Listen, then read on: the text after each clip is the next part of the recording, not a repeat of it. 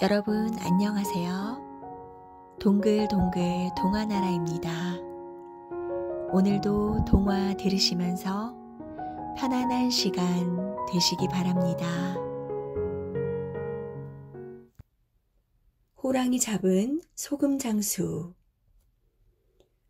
옛날 까마득히 먼 옛날 어느 마을에 앞집과 뒷집이 서로 붙어 살고 있었어요. 앞집은 돈이 많아 늘 떵떵거렸는데 뒷집은 어찌나 가난한지 오늘은 또 뭘 먹고 사나 하고 날마다 걱정을 해야 했답니다. 하루는 가난한 뒷집 부인이 참다 못해 한마디 했죠. 여보, 우리 집은 왜 이렇게 가난해요?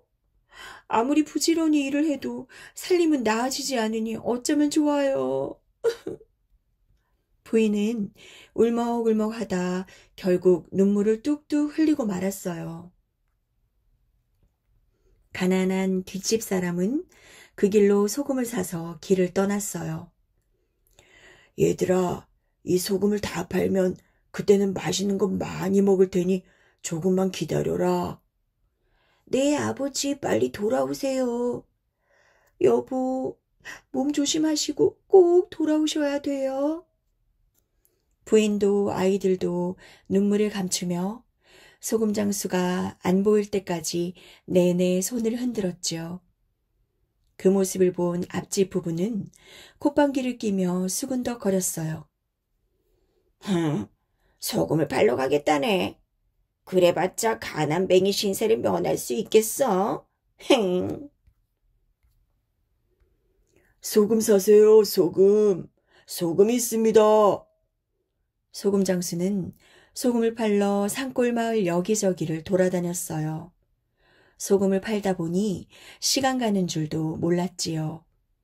해가 뉘엿뉘엿 지는가 싶더니 어느덧 깜깜한 밤이 되고 말았답니다. 여기가 어디지? 큰일 났네. 길을 잃었나 봐. 그때 마침 멀리서 깜빡깜빡 불빛 하나가 보였어요. 이젠 살았구나. 어서 저곳으로 가봐야겠다. 소금장수는 불빛을 따라 걷고 또 걸었어요. 이런 곳에 기와집이 있었네. 하룻밤만 묵어갈 수 있었으면. 집 앞에 이른 소금장수는 정중히 문을 두드렸죠. 계십니까? 얼마 후 눈빛이 매서운 한 노인이 흰 수염을 날리며 나왔어요. 이 밤중에 누구신가? 저는 소금을 팔러 다니는 사람인데 그만 길을 잃고 말았습니다. 하룻밤만 재워주실 수 있으신지요? 헛간이라도 좋습니다. 헛간이라고? 우리 집에 온 손님인데 함부로 대할 수야 없지. 이리 앉게나. 나와 술 한잔하며 이런저런 이야기나 나누세. 그러고서 노인은 푸짐하게 상을 차려주었어요. 하늘에는 둥근 달이 휘영청 떠있고 조가을 바람은 선들선들, 게다가 술상에는 먹음직스러운 음식까지 가득했지요. 소금장수는 오랜만에 마음을 푹 놓고 술잔에 기울이며 이야기를 나눴어요. 그러다가 술기운에 몸이 나른해져 깜빡 졸았는데 조금씩 몸을 조여오는 느낌이 드는 거예요. 눈을 떠보니 노인이 소금장수를 꽁꽁 묶어 자루에 넣고 있는 게 아니겠어요? 아니, 왜 이러십니까? 절 어쩌시려고요? 설마 저를... 소금장수는 벌벌 떨며 눈물만 뚝뚝 떨구었죠. 소금을 팔아서 식구들과 오순도순 잘 살아보려고 했는데 여기서 그만 죽게 생겼구나. 아이고 여보, 아이고 얘들아. 꽁꽁 묶인 소금장수는 옴짝달싹 할 수 없었어요. 노인은 소금장수가 든 자루를 메고 더 깊은 산속으로 들어갔지요. 그러고는 자루를 커다란 나무 위에 턱 걸어 놓았어요. 나는 그만 내려가네. 거기서 하룻밤만 참아보게나. 노인은 그 말만 달랑 남긴 채 사라져 버리지 뭐예요. 살려주세요. 살려주세요. 사람이 묶여 있어요. 하지만 소금장수가 아무리 소리쳐봐도 소용이 없었답니다. 밤은 점점 깊어가고 사방은 조용하기만 했어요. 소금장수는 아이들과 아내 생각에 눈물만 글썽거렸지요. 그때였어요. 어슬렁어슬렁 무언가가 다가오는 느낌이 드는 거예요. 한 마리인 것 같기도 하고 두 마리인 것 같기도 하고 수십 마리가 나무 주위를 빙빙 도는 것도 같았어요. 아이고, 이런 호랑이들 아니야? 사람 냄새를 맡고 왔구나. 소금장수는 숨을 죽이고 가만 있었죠. 호랑이 한 놈이 높이 뛰는가 싶더니 그만 땅으로 꼬꾸라지고 또 한 놈이 높이 뛰어 엉덩이를 치는가 싶더니 또 땅으로 꼬꾸라져 바위에 머리를 박지 뭐예요. 이렇게 밤새도록 호랑이들은 높이 뛰기만 했지요. 그러더니 한 놈, 두 놈 쓰러져 가는 게 아니겠어요? 자루가 하도 높은 곳에 걸려 있으니까 호랑이들이 높이 뛰기만 하다가 제풀에 죽어간 거였어요. 소금장수는 조금씩 마음이 놓이기 시작했답니다. 새벽녘 해가 떠오를 때쯤에는 호랑이들의 소동도 그친 듯 싶었죠.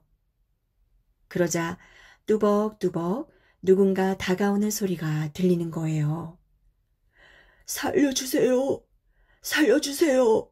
여기 사람이 있어요. 알고 있네. 내가 얼른 꺼내주지. 노인은 소금장수를 꺼내주며 나지기 말했어요. 밤새 고생 많았지.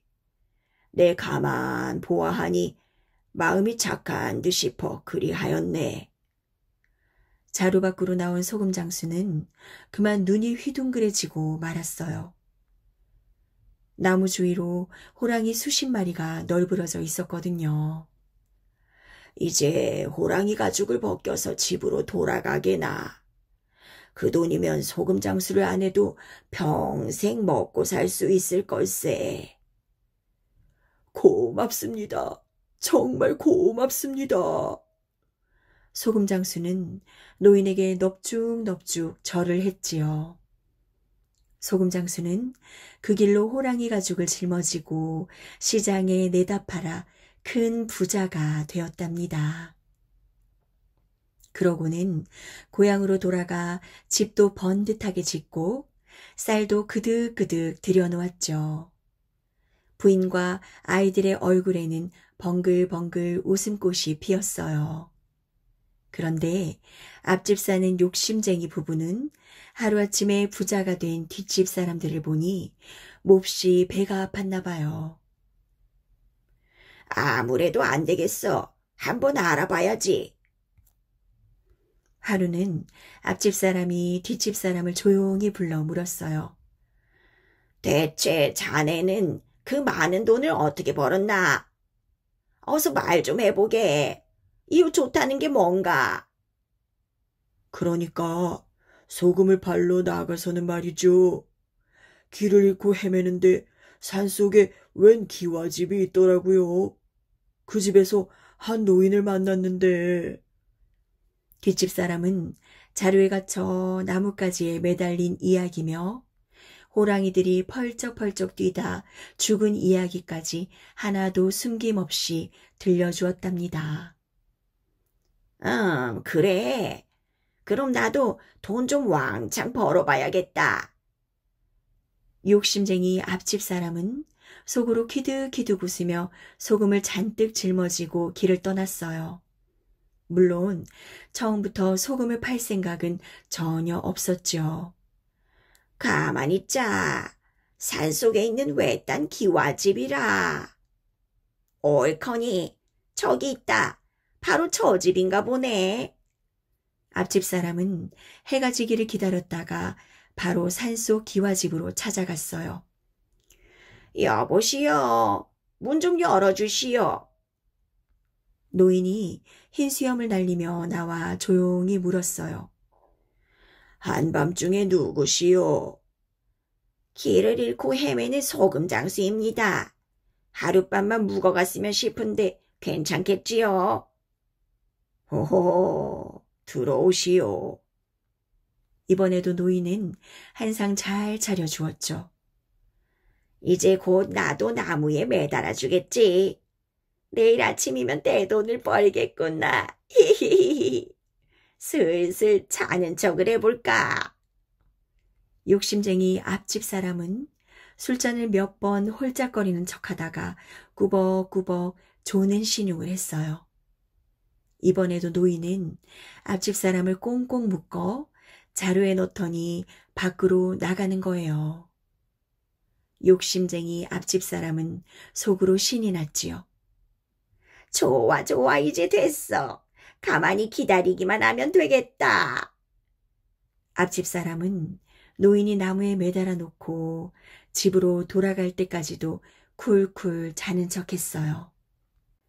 밤이 점점 깊어갈수록 욕심쟁이 앞집 사람은 기분이 좋아져서 흥얼흥얼 콧노래가 절로 나왔어요. 어시구나 절시구나. 호랑이도 잡고 돈도 벌고. 좋구나 좋아. 부자 되기 누워서 떡 먹기로세. 노랫소리가 멀리 울려 퍼지더니 호랑이들이 한 마리 두 마리 모여들지 뭐예요. 어느새 모인 수십 마리의 호랑이들이 어슬렁거리며 나무 주위를 빙빙 돌기 시작했어요. 욕심쟁이 앞집 사람은 부르던 노래를 뚝 그쳤어요. 자루가 걸려있던 나뭇가지가 조금씩 부러지고 있었던 거예요. 아이쿠, 큰일이네, 큰일이야. 이 나뭇가지가 썩은 나뭇가지인가 보네. 이제 난 죽었네, 죽었어. 이때 호랑이 한 마리가 펄쩍 뛰어올라 자루를 건드리자 우지끈 나뭇가지가 힘없이 부러져 버리고 말았어요. 소란스러운 밤도 지나가고 아침이 환히 밝아왔어요. 노인은 흰 수염을 매만지며 자루가 걸려있던 나무 곁으로 다가갔지요. 그곳에는 아무것도 없었어요. 호랑이 가죽은커녕 사람의 흔적도 없었죠. 참으로 불쌍한 사람이야. 허황된 욕심만 부리다가 결국 호랑이 밥이 되고 말았군. 노인은 찢겨진 빗자루만 들고 왔던 길로 천천히 되돌아갔더래요. 벼이삭 새가닥. 옛날 깊은 산골에 절이 하나 있었어요. 하루는 그 절에 사는 노스님이 풀썩풀썩 먼지나는 빈 바랑을 메고 산 아래로 터벅터벅 내려갔답니다. 집집마다 돌아다니며 부처님께 드릴 쌀을 모아야 했거든요. 마을 사람들은 아껴둔 쌀을 꺼내 노스님의 바랑에 쏟아부었죠. 나무아미타불. 노스님이 다시 산으로 올라가는 길이었어요. 어디에선가 아기 울음소리가 나는 거예요. 노스님은 소리나는 곳으로 급히 가보았지요. 그랬더니 커다란 나무 아래에서 웬 갓난아이가 시뻘건 얼굴로 울고 있는 거였어요. 이리저리 둘러보았지만 주위에는 아무도 없었지요. 노스님은 하는 수 없이 아기를 안고 절로 돌아와 정성을 다해 키웠답니다. 아기는 무럭무럭 자라 어느덧 6살이 되었어요. 하루는 노스님이 아이에게 심부름을 시켰죠. 저 위 암자로 가서 작은 스님을 모시고 오너라. 아이는 촐랑거리다가 넘어져 무릎을 다치긴 했지만 작은 스님을 잘 모시고 왔더래요. 똘똘하니 잘 가르치면 크게 되겠어. 그날부터 노스님은 아이에게 글을 가르치기 시작했어요. 그런데 어찌나 똑똑한지 그날 배운 걸 모두 다 외우는 거예요. 노스님은 아이를 꼬마 스님으로 삼기로 했답니다. 어느 가을날 노스님이 꼬마 스님을 불렀어요.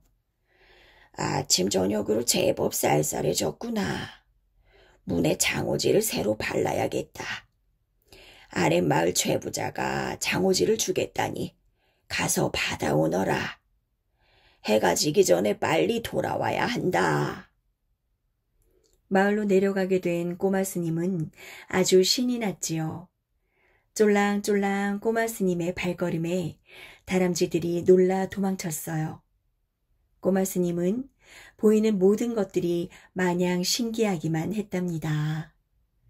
그래서 발걸음을 멈추고 한참을 구경하다가 다시 가기를 반복했지요. 마을로 들어서자 해가 지기 전에 돌아오라는 노스님의 말씀이 문득 생각났어요. 그제야 꼬마 스님은 부랴부랴 최부자의 집으로 달려갔지요. 스님께서 보내서 왔습니다. 꼬마 스님이 오셨군요. 이것을 노스님께 전해주십시오. 꼬마 스님은 창호지를 받아들고 다시 산으로 향했어요. 길가에는 누렇게 익은 벼 이삭들이 선들선들 가을바람을 타고 살랑살랑 흔들리고 있었죠. 그런데 길을 가던 꼬마 스님이 갑자기 걸음을 멈추더니 벼 이삭 3가닥을 뚝 꺾는 게 아니겠어요? 나달이 몇 개나 붙어 있을까? 돌아가서 세어봐야겠다. 꼬마 스님은 서둘러 절로 돌아갔어요. 수고했다. 그런데 그 벼 이삭은 어디서 난 게냐? 나달이 몇 개나 달렸는지 궁금해서 꺾고 왔습니다. 꼬마 스님은 아무렇지도 않게 대답했어요. 그런데 갑자기 노스님이 화를 버럭 내는 거예요. 뭐, 그걸 꺾고 왔단 말이냐? 농부가 피땀 흘려 농사 지은 것을 허락도 없이 꺾다니. 저는 그냥 궁금해서. 꼬마 스님은 나쁜 마음으로 그런 게 아니었는데 노스님이 화를 내니 억울해서 울먹였어요. 어리석은 녀석. 내가 깊이 생각하라고 그리 일렀건만 안 되겠구나. 노스님은 무슨 생각인지 갑자기 목탁을 탁탁 치면서 주문을 외우기 시작했어요. 그러자 연기가 뭉게뭉게 피어나더니 꼬마 스님의 몸을 휘휘 감쌌어요. 잠시 후 꼬마 스님은 온데간데 없고 뿌연 연기 사이로 커다란 소 한 마리가 나타났지요. 벼 이삭 3가닥을 꺾었으니 소가 되어 벼 이삭 주인 집에서 3년 동안 일해 주어라. 그러고는 소를 끌고 마을로 내려갔답니다. 음메. 이른 아침 꼬마 스님이 꺾은 벼 이삭 주인인 김서방은 난데없는 소 울음소리에 눈을 떴어요. 분명 소 울음소리 같은데 텅 빈 우리 집 외양간에서 나는 소리일 리는 없고. 밖으로 나온 김서방은 그만 눈이 휘둥그레지고 말았지요. 튼튼하게 생긴 소 한 마리가 마당 한가운데에 떡 버티고 서 있었거든요. 이런, 누군가 잃어버린 소가 우리 집으로 들어온 모양이군. 어서 주인을 찾아주어야겠다. 그런데 아무리 찾아도 소를 잃어버린 사람이 없는 거예요. 김서방은 하는 수 없이 자기네 집 외양간에다 넣어두었죠.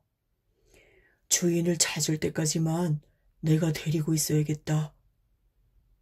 이때부터 꼬마 스님은 김서방네 소로 살게 되었어요. 그러나 꼬마 스님은 틈만 나면 울며 불며 날뛰었지요. 난 소가 아니야. 소가 아니라고. 하지만 그때마다 요란하게 울려 퍼진 건 음매음매하는 소 울음소리 뿐이었답니다. 꼬마 스님은 이른 아침부터 밤 늦게까지 논도 갈고 밭도 갈고 무거운 수레도 끌어야 했어요. 발굽이 쩍쩍 갈라지도록 일만 했지요. 너무 힘이 들어서 주저앉으면 김서방이 바로 고삐를 잡아채는 거예요. 그러니 별 수 있나요? 일어서서 또 죽어라 일을 하는 수밖에요. 구멍이 숭숭 뚫린 외양간 벽으로 매서운 겨울바람이 몰아쳤어요. 꼬마 스님은 벌벌 떨며 추운 겨울을 보냈죠. 아지랑이가 들판을 적시는 봄이 되었는데도 꼬마 스님의 고생은 여전했답니다. 물고인 논에 철벅철벅 들어가서 무거운 흙덩이를 하루 종일 갈아엎어야 했거든요. 다른 소라면 너끈히 해낼 일이었지만 억울하기만 한 꼬마 스님에게는 너무 힘들게 느껴졌지요. 이렇게 죽도록 일만 하다가는 쓰러져 죽을지도 몰라. 결국 꼬마 스님은 도망치기로 결심했지요. 그래서 김서방이 목을 축이러 잠시 냇가로 내려간 사이 산을 향해 냅다 달렸어요. 꼬마 스님은 숨이 차 견딜 수 없었지만 그래도 멈추지 않았어요. 소가 도망간다. 저 소를 잡아라. 김서방이 소리를 지르며 달려가자 마을 사람들까지 나서서 꼬마 스님을 뒤쫓았지요. 꼬마 스님은 벌겋게 된 두 눈을 희번덕거리며 거친 콧김을 내뿜었어요. 입에서는 허연 거품이 부글부글 끓었죠. 꼬마 스님은 땅이 울릴 정도로 무섭고 거칠게 달렸어요. 그러나 사람들의 꾀는 당해낼 수 없었나 봐요. 사람들이 밧줄을 던지자 그 밧줄에 단단히 걸려들고 말았거든요. 제 발로 들어왔다고 좋아했더니 속만 썩이는군. 화가 난 김서방은 소의 엉덩이를 철썩 때렸어요. 꼬마 스님은 다시 묵묵히 일하는 수밖에 없었답니다. 꼬마 스님이 소가 된 지도 어느덧 3년이 되었어요. 들판에는 벼들이 누릇누릇 익어가고 있었죠. 그런데 참 이상하게도 벼들을 바라보는 꼬마 스님의 마음이 너무 뿌듯한 거예요. 밤낮으로 그렇게 고생을 했는데 왜 안 그렇겠어요? 꼬마 스님은 논길을 따라 걸으며 흐뭇한 미소를 지었답니다. 논이 마치 누런 금덩이가 빼곡하게 들어찬 황금 벌판처럼 보였거든요. 그때 마을의 황부자가 논길을 어슬렁어슬렁하고 있었어요. 올해 농사는 잘 되었나? 그러더니 벼이삭 한 가닥을 뚝 꺾는 게 아니겠어요? 그것을 본 꼬마 스님은 자기도 모르게 소리를 질렀어요. 아니, 내 벼이삭을 왜 꺾는 거야? 물론 들판에는 소 울음소리만 울려 퍼졌죠. 그런데 문득 3년 전에 벼이삭을 꺾었던 자신의 모습이 머릿속에 떠올랐어요. 꼬마 스님은 그제야 3년 전 자신의 잘못을 뉘우칠 수 있었답니다. 며칠 후 꼬마 스님이 논에서 일을 하고 있는데 반가운 목소리가 들렸어요. 이 소는 게으르지 않소. 노스님이 김서방에게 말을 건네는 거였죠. 웬걸요. 아주 부지런해서 곡식을 남보다 곱절로 걷어들인답니다. 김서방은 자랑스럽게 대답했어요. 그러자 갑자기 노스님이 목탁을 탁탁 치면서 주문을 외우는 거예요. 어떻게 되었을까요? 그래요. 소가 다시 꼬마 스님으로 변했답니다. 그리고 깜짝 놀란 김서방에게 노스님이 모든 걸 말해 주었지요. 그깟 벼이삭 세 가닥 때문에 사람을 소로 만들었다고요? 이야기를 모두 들은 김서방은 깜짝 놀랐어요. 허허, 그깟 벼이삭 세 가닥이라니요. 소승이 어렸을 때의 일입니다.